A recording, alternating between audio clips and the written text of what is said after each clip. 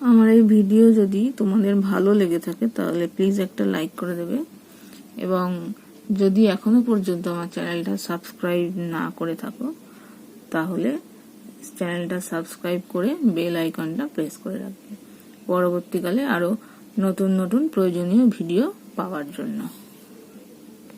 দেখো, আজকে আমরা করব ক্লাস 9 এর রায়ান মার্টিন প্রশ্ন Bichitra second summative 5 number school Balurghat high স্কুলের 5 দাগের থেকে অঙ্ক। তো 5 দাগের যে উপপাদ্যটা আছে দেখবে তোমাদের বইতে আছে পেজ নাম্বার 124-এ। 5 অথবাতে যেটা আছে সেটা দেখবে আছে পেজ নাম্বার 190। 6 দাগের যেটা আছে সেটা দেখবে আছে পেজ নাম্বার 126। নেক্সট 7 নাম্বার দেখো বলেছে 5, 8, 11 সেমি দৈর্ঘ্যের বাহু বিশিষ্ট একটি ত্রিভুজ অঙ্কন করো এবং ওই ত্রিভুজের সমান ক্ষেত্রফল বিশিষ্ট একটি সমান্তরিক অঙ্কন করো যার একটি কোণ 60 ডিগ্রি। তাহলে দেখো, প্রথমে যে 3টে মাপ দিয়েছে সরল রেখা সেটা আমি সাইডে এঁকে নেব। 5, 8 এবং 11।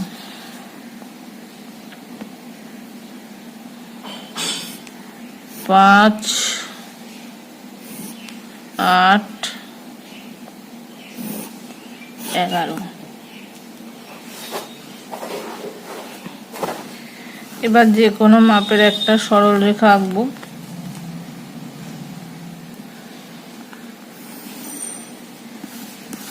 এখান থেকে 11 সেমির মাপ নিয়ে কেটে নেব। এই 11 মাপ নিলাম, এখান থেকে কাটলাম। আরেকটার মাপ নেব 8, নিলাম মাপ। এই আরেকটার মাপ নেব 5, নিয়ে এখান থেকে বসিয়ে এই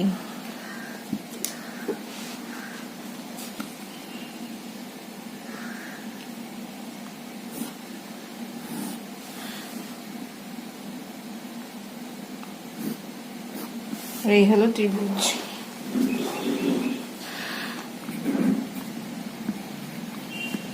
এবার বিসির সমান্তরাল সরলরেখা আঁকতে হবে।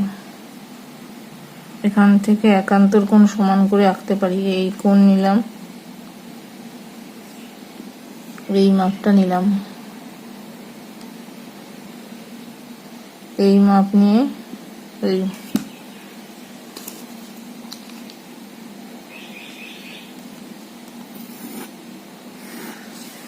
সমান্তরাল সরল রেখা আঁকা হয়ে গেল। এবার বিসি কে সমদ্বিখণ্ডিত করব। সিতে বসালাম, অর্ধেকের থেকে বেশি মাপ নিয়ে এইদিকে একটু, এদিকে একটা, আবার বিতে বসি এদিকে একটা, এদিকে একটা।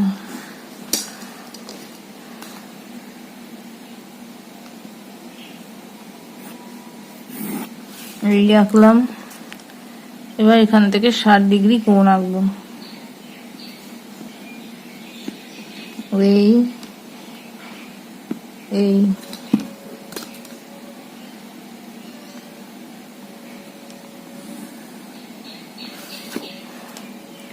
এবার এখান থেকে এই মাপটা নিলাম, এখান থেকে বসিয়ে এই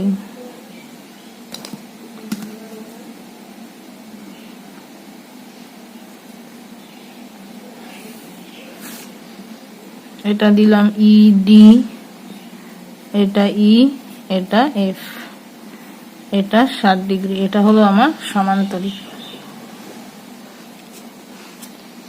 তাহলে চিত্রে ত্রিভুজ এ বি সি এর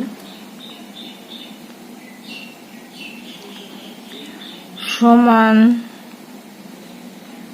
ক্ষেত্রফল বিশিষ্ট সমান্তরিক CDEF অঙ্কন করা হলো, যার angle CDE equal to 60 degree হলো। এরপরে দেখো 8-এর 1, প্রদত্ত চিত্রে সামান্তরিক ক্ষেত্রফল ও উচ্চতা নির্ণয় করো। ADCB এটা একটা সামান্তরিক,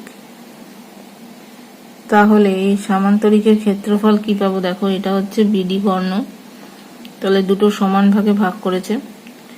এইখানে 3টে বাহুর মাপ পেয়ে গেছি, BD কর্ণ 25, CD বাহু 12, এটা 17।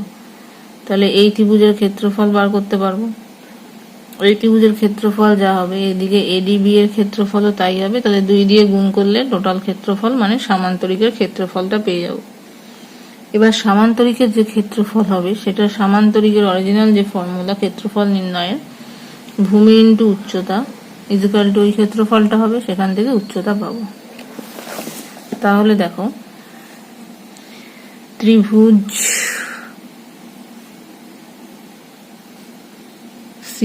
BCD এর ক্ষেত্রফল, BCD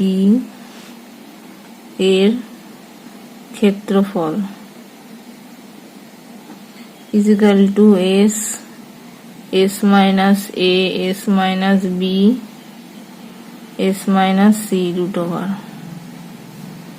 এবার ABC গুলো হচ্ছে এই বাহুগুলো, S মানে বার করতে হবে 3টে বাহুর যোগফল বাই 2, তার মানে 12 প্লাস 17 প্লাস 25 বাই হচ্ছে 2, 7 5 12 আর 2 24, 14 রইল 1, তার মানে এটা হচ্ছে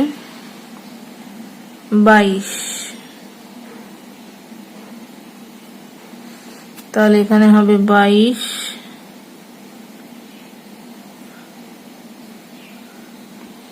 সরি এটা হবে 54। দেখো 5 আর সাথে 12, 12 আর 2 14, 4 হাতে 1 হাতে 54, তার মানে এখানে হবে 27।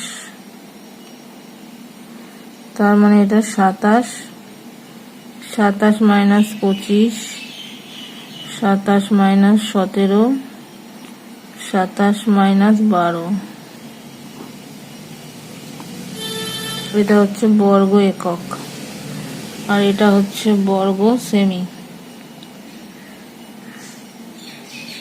তার মানে এখানে হবে 27 ইন্টু 2 ইন্টু 10 ইন্টু হচ্ছে 15। তাহলে 27 মানে 3 গুণ 3 গুণ 3 ইন্টু 2 ইন্টু 2 ইন্টু 5 মানে 10, 15 মানে 3 গুণ 5। এবার এই 3 আর এই 3 মিলে আর এই 3 মিলে দুটো 3, 2 2 মিলে একটা 2, 5 5 মিলে একটা 5, তাহলে 5 দুগুণে 10, 3 10 30, 30 ইন্টু 3 মানে 90 বেরোলো ক্ষেত্রফল। সুতরাং সামান্তরিকের ক্ষেত্রফল ইকুয়াল টু কি হবে? 2 ইন্টু 90 মানে হয়ে যাচ্ছে 180 বর্গ সেমি হলো। এবার দেখো 180 যেহেতু ক্ষেত্রফল হলো, 180 মানে হচ্ছে সামান্তরিকের ভূমি ইন্টু উচ্চতা, সেখানে ভূমি হচ্ছে 12। তার মানে এখান থেকে পাচ্ছি দেখো ভূমি ইন্টু উচ্চতা ইকুয়াল টু হচ্ছে 180। এবার ভূমি মানে হচ্ছে 12, উচ্চতাটা বার করতে হবে যেটা কিনা AL। তার মানে এখান থেকে পাচ্ছি উচ্চতা ইকুয়াল টু 180 বাই 12, 6 দিয়ে কাটলে 2, 2 দিয়ে কাটলে 15। তাহলে উচ্চতা মানে AL টা বেরোলো 15 আর ক্ষেত্রফল বেরোলো হচ্ছে 180। ঠিক আছে, নেক্সট দেখো 5-2। 196 বর্গ সেমি ক্ষেত্রফলের একটি বর্গাকার পিতলের পাত থেকে 4টি সর্ববৃহৎ বৃত্তাকার পাত কেটে নেওয়া হলো। প্রতিটি বৃত্তাকার পাতের পরিধি নির্ণয় করো। তাহলে ছবিটা দেখো কেমন হবে।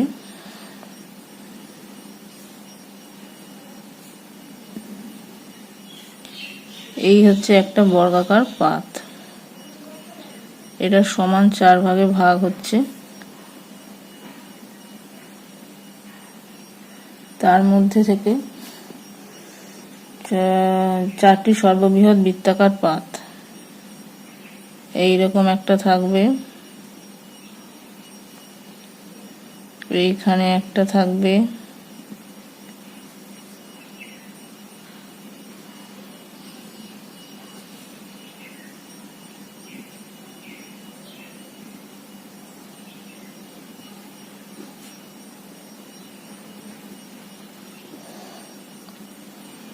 এই থাকলো। এবার এক একটা যে পাত আছে তার ব্যাস মানে হচ্ছে এই বাহুর অর্ধেক, পুরো বাহুটার অর্ধেক হচ্ছে ব্যাস। তাহলে ব্যাসার্ধ বার করে পরিধি বার করতে পারবো। তাহলে দেখো 2 নম্বর, বর্গাকার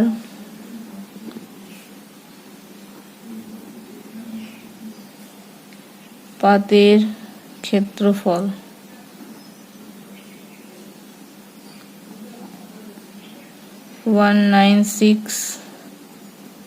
বর্গ সেমি। সুতরাং বর্গাকার পাতের বাহু হচ্ছে √196 সেমি। 196 এর রুট হচ্ছে 14, তাহলে বাহুর দৈর্ঘ্য হলো 14। এবার বাহু 14 হওয়া মানে এই যে বৃত্ত আছে তাহলে তার ব্যাস কত হবে? 14/2 মানে অর্ধেক। সুতরাং প্রতিটি বৃত্তাকার পাতের ব্যাস 14/2 মানে 7 সেমি। সুতরাং ব্যাসার্ধ 7/2 সেমি। সুতরাং পরিধি 2πr একক, 2 × 22/7, আর মানে 7/2, তার মানে 22 সেমি হবে উত্তর। ঠিক আছে, এরপরে দেখো পরের প্রশ্ন। পরিসংখ্যা বিভাজন ছকের একটা আয়তলেখ তৈরি করো। তো ছকটা একবার করতে হবে কারণ এখানে শ্রেণীর মধ্যে দেখো গ্যাপ আছে 10, তো শ্রেণীর সীমানা একটা করতে হবে। ঠিক আছে,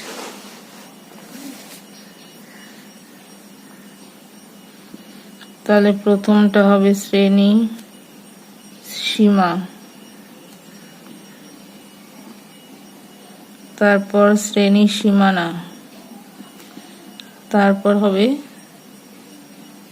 পরিসংখ্যা।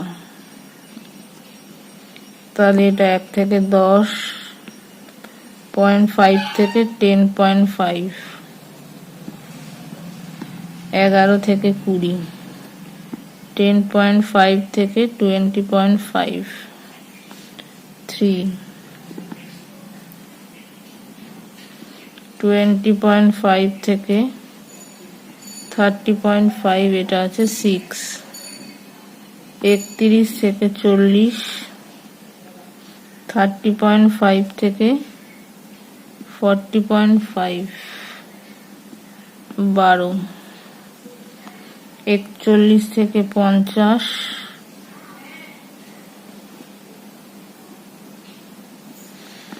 12। এই ছকটা দিয়ে আমায় আয়তলেখ আঁকতে হবে। ঠিক আছে, তাহলে দেখো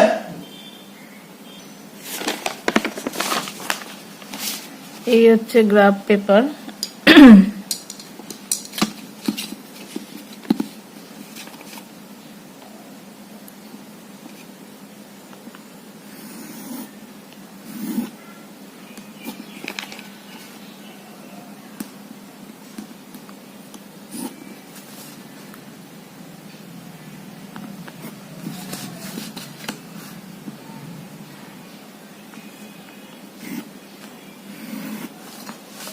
এদিকে ওয়াই অক্ষ, এদিকে হচ্ছে ওয়াই ড্যাশ, এদিকে এক্স ড্যাশ, আর এদিকে হচ্ছে এক্স।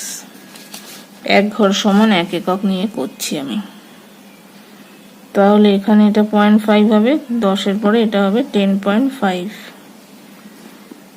এটা হবে 20.5, এটা 30.5, এটা 40.5, এটা হচ্ছে 50.5, মানে 50 আর 51-এর মাঝখানে 51.5, 40 আর 41.5-এর মাঝখানে 40.5। তাহলে আমার প্রথমটা ছিল দেখো 0.5 থেকে 10.5 হচ্ছে 8, এটা 10, এটা হচ্ছে 20, এটা 5, 15। তাহলে 0.5 থেকে যাবে 8 ঘর, এইটা 10.5 পর্যন্ত। তারপরে আছে দেখো 20.5 পর্যন্ত হচ্ছে 3, তার মানে এইখানে।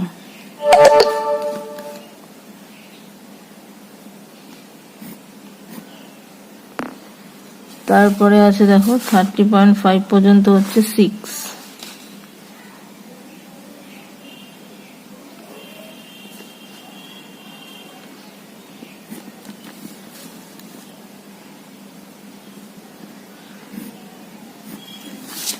তারপরে হচ্ছে 40.5 পর্যন্ত হচ্ছে 12,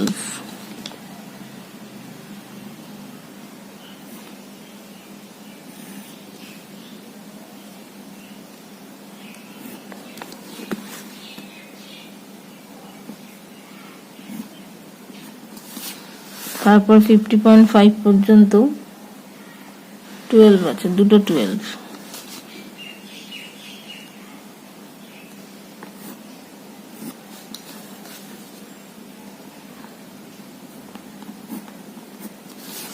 এই তাহলে এদিকে হচ্ছে আমার শ্রেণী সীমানা এই পর্যন্ত, আর এদিক বরাবর হচ্ছে পরিসংখ্যা।